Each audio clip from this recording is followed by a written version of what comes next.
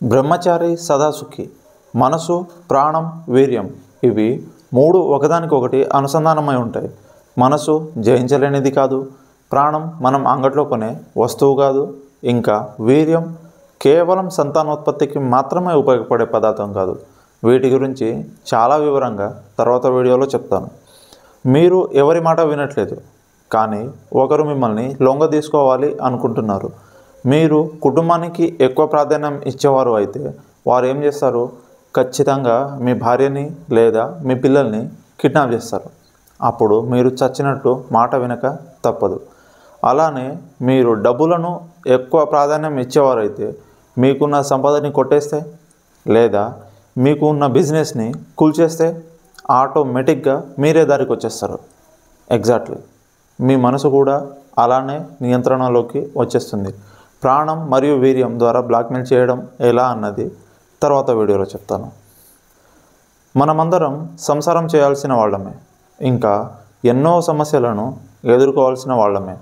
ఆ సమస్యలు ఇంట్లో పిల్లలు కావచ్చు, కట్టుకున్న భార్య కావచ్చు, పనిచేసే ఆఫీస్లో మీ మేనేజర్ కావచ్చు, లేదా మీ కింద పనిచేసే గుమస్తనే కావచ్చు, మీకు రాబోయే అనారోగ్య సమస్యలు కావచ్చు, ఇంకా మీకు సరిపడని డబ్బు సమస్య కావచ్చు.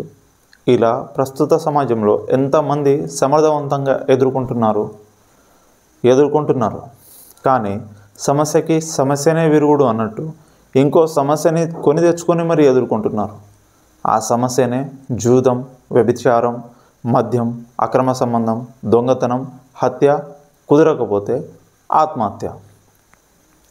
మనలో ఎంతమంది తల్లిదండ్రులు తమ పిల్లలు కుదురుగా ఏ పని చేయట్లేదు అని తరచూ గొడవలు పడుతున్నారు అని, ఇంకా ఎంతమంది భార్యలు భర్త తాగుబోతు అని, ఆ ఇల్లు అప్పుల పాలు అయ్యి పిల్లల భవిష్యత్తు ఏమవుతుంది అని ఇలా ఒక్కొక్కరు ఒక్కో విధంగా బాధపడుతున్నారు. దీనికి సమాధానం ఒక్కటే: మొక్కై వంగనిదే మానై వంగునా. మానుని కూడా మొక్కలా వంచి లొంగదీసే సత్తా బ్రహ్మచర్యానికి మాత్రమే సొంతం.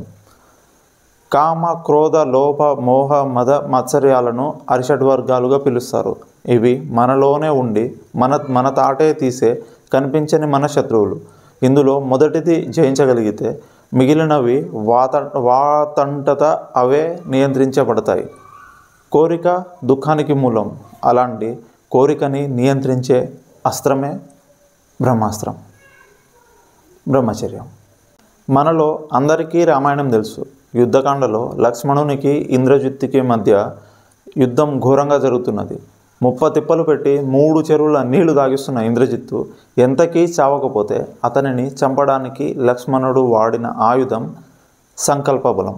మీరు సంకల్పం రాముని చేతిలో బ్రహ్మాస్త్రంలాగా పనిచేయాలి అంటే దానికి మీకు ఉపయోగపడే ఆయుధమే బ్రహ్మచర్యం. ఇది అన్ని రోగాలను నియంత్రించే సంజీవని కూడా. బ్రహ్మచర్యం అన్ని సమస్యలను ఎదిరించి, వేధించి, ఛేదించి లక్ష్యాన్ని సాధించే రామబాణం. మనలో చాలామంది తల్లిదండ్రులు పిల్లల కోసం కోట్లు కూడా పెట్టి ఇస్తున్నారు. లక్షలు డొనేషన్స్ కట్టి కార్పొరేట్లో చేర్పించి మరీ చదివిస్తున్నారు.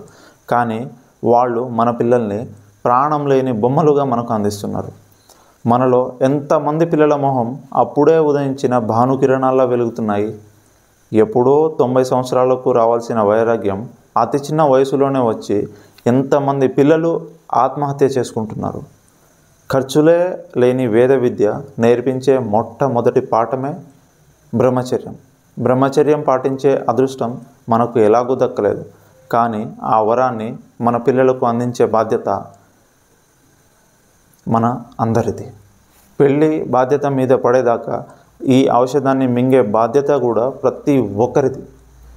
దేహం, దేశం, ధర్మం కాపాడే బాధ్యతలో నాతో పాటు మీరు పాల్పంచుకోండి. మీరు చేసే ఒక్క లైక్ 10 మందికి వీడియో చూపిస్తుంది. అలానే షేర్ చేయండి, సబ్స్క్రైబ్ చేయండి. వీడియో పైన సలహాలను కామెంట్లో చెప్పండి.